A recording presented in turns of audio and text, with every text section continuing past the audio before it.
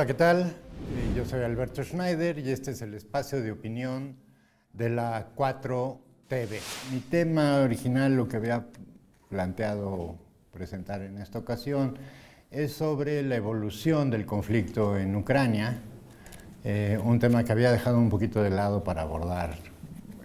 temas particulares de nuestro país. Sin embargo, con la información surgida ayer en la noche, a medianoche prácticamente, y la mañanera de hoy con el comentario de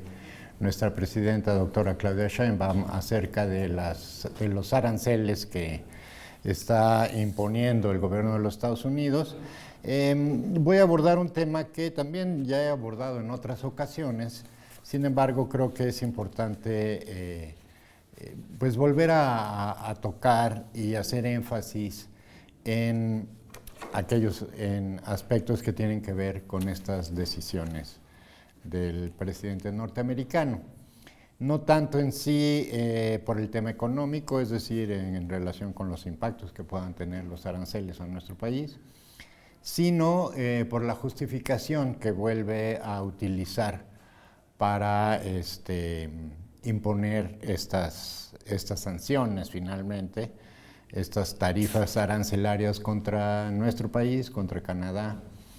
y duplica los montos que había originalmente anunciado contra China. Entonces, básicamente la justificación que da Donald Trump en su comunicado es que México no ha hecho lo suficiente para interrumpir o abatir el tráfico de fentanilo hacia los Estados Unidos. Lo cual, hay que decirlo con todas sus letras, es una mentira absoluta. De hecho, y es algo que yo he sostenido ya a lo largo de varias colaboraciones aquí y en otros espacios donde tengo oportunidad de colaborar, que México no tiene capacidad para producir las cantidades de fentanilo en particular, y en general de drogas duras como metanfetaminas y otras, para surtir la demanda del mercado norteamericano. En nuestro país, más o menos durante la administración del presidente Andrés Manuel López Obrador, se producían alrededor de entre 8 y 9 toneladas durante toda la gestión, es decir, un poco más de 1 tonelada, quizás 1,5 toneladas por año en nuestro país. Esta cantidad la produce un solo laboratorio de pequeña escala en Canadá.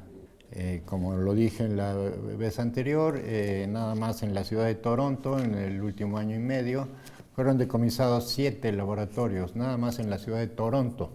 una ciudad de 3 millones de habitantes, y es la capital del estado de Ontario, que es una de las fronteras más complicadas entre Estados Unidos y Canadá.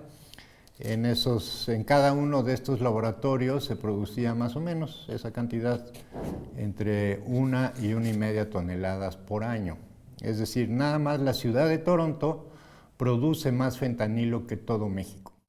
Y para no hablar, digamos, de la producción en los Estados Unidos, para el cual es muy difícil encontrar información. Prácticamente en los Estados Unidos, el gobierno, ninguna de las agencias involucradas en esta situación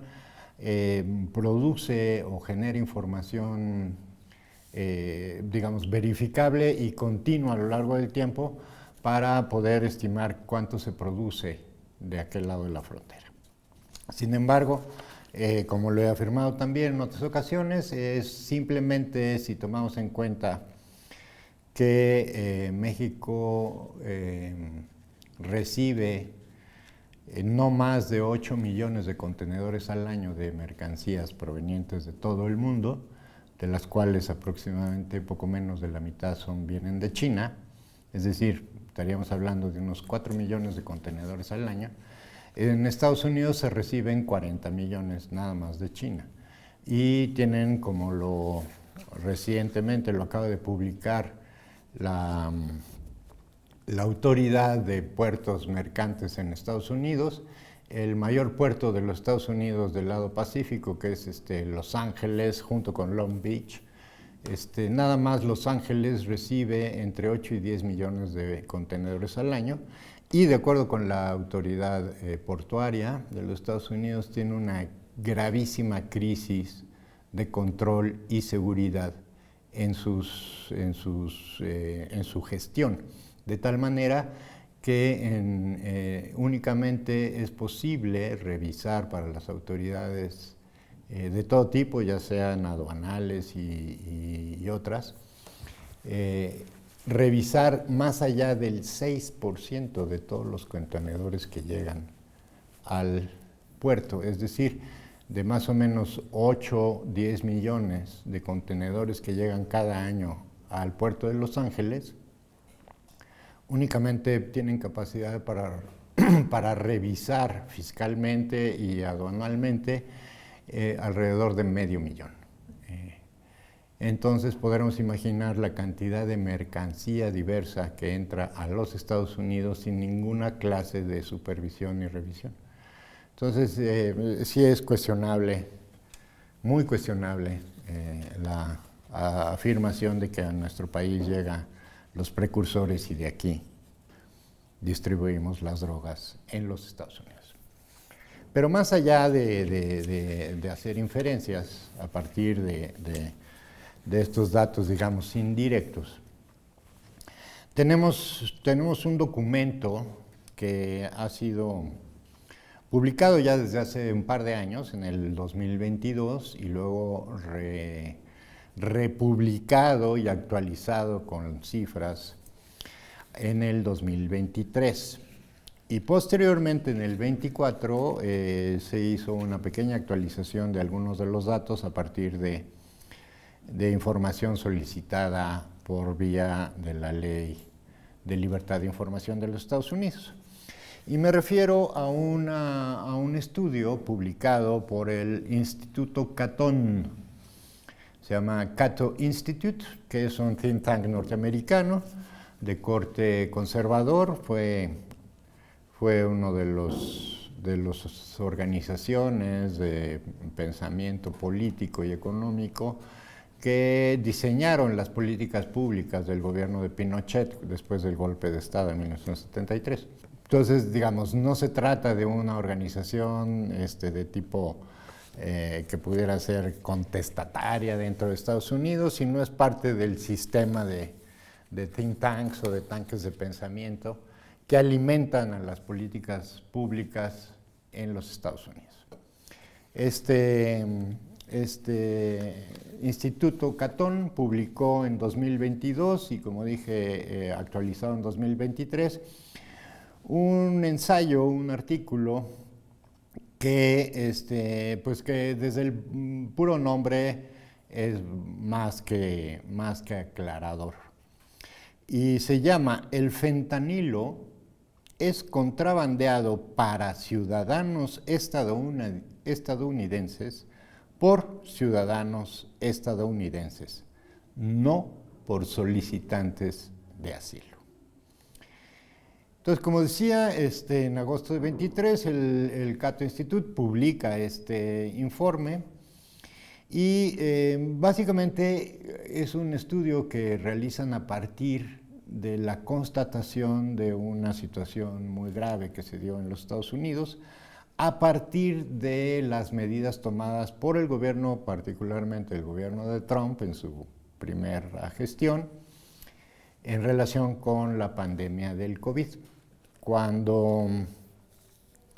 se inicia todo el asunto de la pandemia, el gobierno de los Estados Unidos, el gobierno de Trump,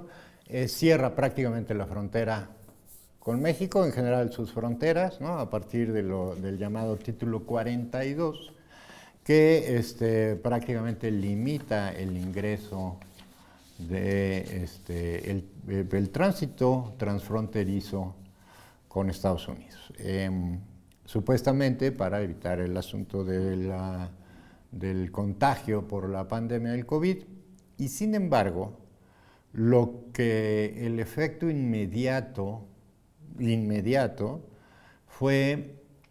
que se incrementó drásticamente el consumo de fentanilo y como consecuencia de este incremento del consumo de fentanilo, el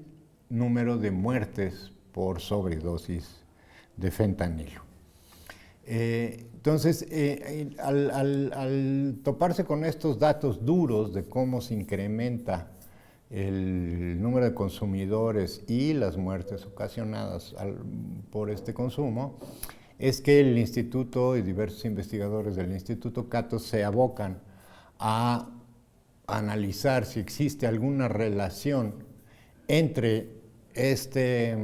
incremento en el consumo con las medidas restrictivas en la frontera. Y lo que se encuentran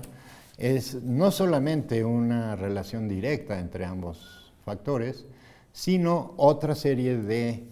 elementos que dibujan un panorama completamente diferente a lo que normalmente se maneja mediáticamente y en general a la percepción o a las ideas preconcebidas que tiene en general la población, pero también los políticos en ambos lados de la frontera, hay que decirlo, no nada más en los Estados Unidos, sino también en México. Hay muchas personas que consideran o que creen que efectivamente México es el principal proveedor de drogas a los Estados Unidos. Sin duda se produce una gran cantidad de drogas, sin duda enviamos una gran cantidad de drogas a los Estados Unidos, pero ni remotamente México tiene la capacidad para producir más o menos el consumo. Baste decir que en Estados Unidos, en un cálculo muy aproximado a partir de datos del número de consumidores, se estima que hay 5 millones de consumidores adictos ya al fentanilo y cerca de 50 millones de consumidores de metanfetaminas diversas. En este mundo de 45, 50 millones de personas es donde se da el mayor número de muertes por sobredosis. Y tengamos en cuenta que las muertes por sobredosis atribuidas al fentanilo se dan en personas que consumen otra droga que viene adulterada.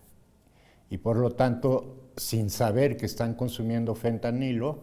utilizan sus dosis normales, tradicionales, a las que están acostumbrados, que resulta que son extremadamente más potentes de lo que están acostumbrados, y de ahí viene cerca del 80% de las muertes por fentanilo son de personas que consumieron otra sustancia o que pensaban que estaban consumiendo otra sustancia, ya sea heroína, metanfetaminas, cualquiera que sea, o cocaína incluso. Entonces, frente a este panorama tenemos esta investigación del Instituto Cato sobre lo que sucede en la frontera de México con los Estados Unidos. Entonces, tenemos que,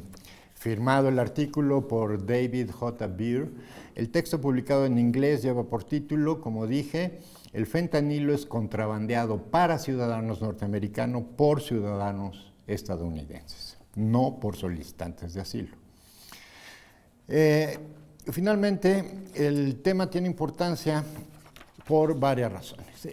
Con información de varias agencias norteamericanas de seguridad e inteligencia, como el Departamento de Seguridad Interior, el DHS, y de corporaciones más operativas como la Administración, la DEA, de Control de Drogas y la Patrulla Fronteriza, entre otros, aparte de la del Instituto de Migración, tenemos en resumen los datos a los que llega el Instituto Cato con respecto al fentanilo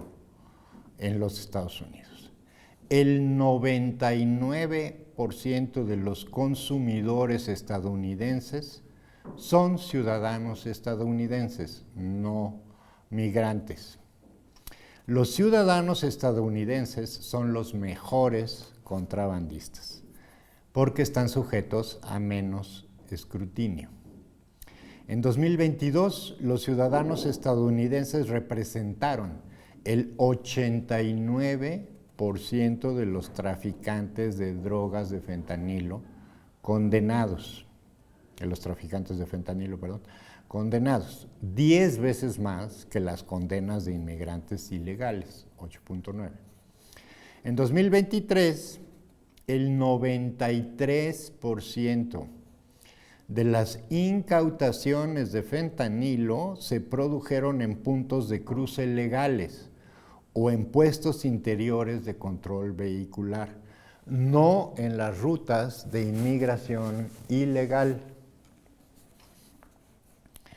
Solo el 0.009% de las personas arrestadas por la patrulla fronteriza poseían fentanilo. Es decir, menos de 150 personas inmigrantes ilegales de casi 1.7 millones de arrestos. Es decir, de 1.7 millones de personas arrestadas, solamente 150 traían fentanilo. Y aquí una frase contundente del propio informe. El gobierno norteamericano, con sus políticas de cerrar la frontera y su medida esta, el título 42, exacerbó el problema del fentanilo al prohibir la mayor parte del tráfico transfronterizo legal entre 2020 y 2021, acelerando el cambio hacia el fentanilo. Durante las restricciones de viaje, las incautaciones de fentanilo en los puertos de entrada legales se cuadruplicaron. Es decir, entre 2019 y 2021, el tráfico ilegal de fentanilo realizado por ciudadanos norteamericanos se multiplicó por 4. Y así lo mismo las muertes por sobredosis. Entre 2019 y 2021, las muertes anuales por fentanilo casi se duplicaron después de que el gobierno prohibiera los viajes y el asilo, porque justamente el título 42 lo que hizo fue suspender el proceso de solicitud de asilo de miles y miles de personas que estaban esperando o que habían iniciado el trámite para obtener el asilo en los Estados Unidos. Y eso fue también lo que causó una gran concentración de migrantes en la frontera de México con los Estados Unidos. Al cerrar ellos su frontera y paralizar todo el proceso de ingreso legal, lo que sucedió es que la frontera de México, como lo vimos en esos años, sufrió una terrible acumulación de solicitantes de asilo en los Estados Unidos, desde nuestro lado. Al final, el autor mismo dice: es monstruoso que decenas de miles de personas mueran innecesariamente cada año a causa del fentanilo. Pero prohibir el asilo e limitar los viajes de ingreso a Estados Unidos resultó contraproducente. Reducir las muertes requiere descubrir la causa, no lanzarse a culpar a un grupo que no es responsable. Y concluye: la única respuesta adecuada a la epidemia de opioides que sufre nuestro país, o sea, Estados Unidos, es el tratamiento de la adicción. Pero para que esto sea posible, el gobierno debe adoptar políticas que faciliten el tratamiento y reduzcan los daños de la adicción y sobre todo las muertes. Para desarrollar estas políticas, los formuladores de políticas deben ignorar los llamados a culpar a los extranjeros por nuestros problemas. Más claro en el agua. Finalmente, la doctora Claudia Sheinbaum el día de hoy en la mañana en la conferencia de prensa hizo mención, aparte de estos datos producidos por el Instituto Cato, que son muy claros y muy concisos en lo que están reportando, y que además, bueno, es un estudio realizado, digamos, con todos los requisitos de un análisis y de una investigación documentada. Es decir, tienen, y en el documento original, en la publicación original del Instituto Cato, vienen todas las cifras y todas las estadísticas, incluso más allá de esto que acabo de comentar, porque bueno, hay una serie de datos y de información muy interesante en ese documento, no solo, digamos, en cuanto a las cantidades y la forma en que se ha introducido, sino algunas de sus implicaciones colaterales en la dinámica de la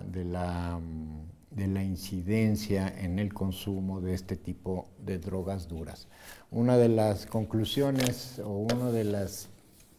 advertencias, digamos, que lanza el Instituto Cato a partir de esta información es que de continuar con políticas de esa naturaleza, es decir, a la pura restricción, el puro combate, digamos, policial, y sobre todo el señalar a quienes no son realmente los directamente responsables del tráfico de drogas, simplemente lo que va a causar es que el problema siga creciendo. Finalmente, con toda seguridad, el problema va a seguir creciendo, lo vimos ayer en la noche con las declaraciones de Donald Trump acusando a México de no haber realizado absolutamente nada en relación con el tráfico de fentanilo, cuando acabamos de ver una de las acciones más contundentes en la historia de nuestro país en relación con el narcotráfico. Y me refiero a la extradición de los 29 narcotraficantes que acaban de ser entregados a las autoridades de los Estados Unidos, pero no nada más, sino también a la cantidad de incautaciones y enfrentamientos que está teniendo el gobierno federal para contener la violencia, de manera particular, y hay que señalarlo, en el estado de Sinaloa, que, como decía en mi colaboración pasada, Sinaloa se encontraba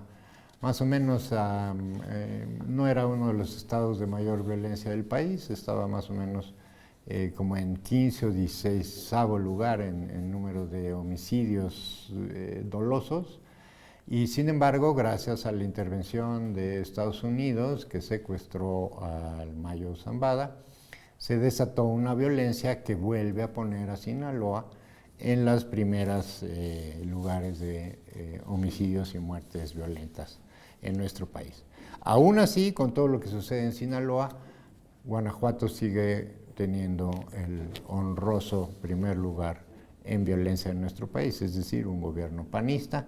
que no ha querido colaborar con el gobierno federal, cuando menos en los últimos 6 o más años. Y Guanajuato sigue manteniéndose con unos niveles brutales de violencia, más allá de la pura relación con el tráfico de drogas hacia los Estados Unidos, que es lo que nos quieren achacar a nosotros. Hay otras investigaciones que demuestran cómo las propias agencias de Estados Unidos han sido altamente infiltradas por el crimen organizado, y tenemos, por ejemplo, una de las graves crisis en la DEA, por ejemplo, nada más y nada menos, que hasta su propia directora general está puesta en la picota por corrupción. No hablemos de una serie de personajes, incluyendo el director de la DEA en nuestro país, ¿no? Acusado por sus relaciones con traficantes colombianos. Pero más allá de eso, nuestro país tiene una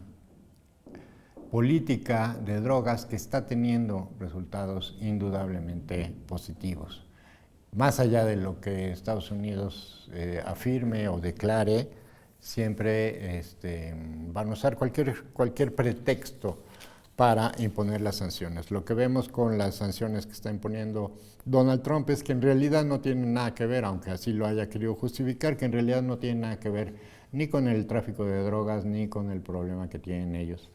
de su terrible adicción a las drogas duras. Finalmente es una política, desde mi punto de vista, no soy economista, desde mi punto de vista de lo que trata el gobierno de Estados Unidos es multiplicar sus ingresos fiscales,